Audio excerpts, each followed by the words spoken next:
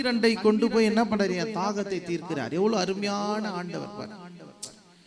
ஒரு தாயை போன்ற தேவன். சாப்பாடு நம்மளுக்கு யார் கொடுக்கறது? உங்களுக்குலாம் யார் சாப்பாடு கொடுக்கறது? அம்மா தானே சாப்பாடு கொடுக்குறாங்க. அப்போ தாயை போன்ற தேவன் இவர். ஆமா, புல்லுள்ள இடங்களில் என்ன போய் பண்றாரு? நம்மள கொண்டு போயிட்டு மேய்க்கிறார். நம்மளை மேய்க்கிறார். எல்லாம் நம்மளுக்கு தேவைகள் எல்லாம் கொடுக்கிறார்.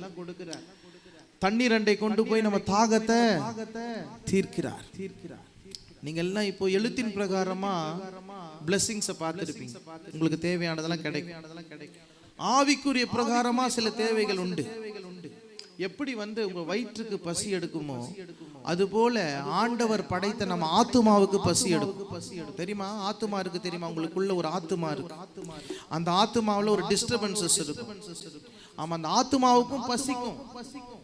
அந்த ஆத்துமாவுக்கு தான். அதுதான் மூன்றாவது ஸ்டான்ஸால நம்ம பாடணும். தம்பி அந்த ஸ்டான்ஸா போடுங்க. ஆத்துமாவை தேற்றுகின்றார். ஆத்துமாவை என்ன பண்றாரு? எல்லாம் சொல்லுங்க. ஆத்துமாவை என்ன பண்றாரு? கத்தி சத்தமா சொல்லணும். ஆத்துமாவை தேற்றுகின்றார். ஆவி பொழிகின்றார். என்ன பொழிகின்றாரு? அவர் பொழிகின்றதான அந்த ஆவி தூய்மையான ஆவி. அவர் பொழிகின்றதான ஆவி எப்படிப்பட்ட ஆவி?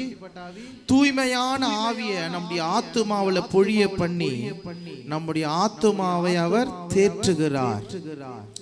அப்போ என் ஆத்துமாவையும் அவர் பார்த்துக்கிறாரு. புல்லுள்ள இடங்களில் என்ன மேய்க்கிறாரு.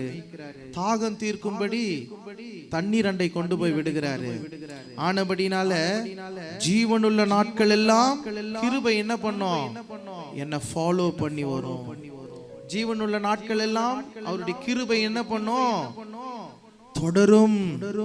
அவருடைய கிருபை என்னை தொடர்ந்து வரும்.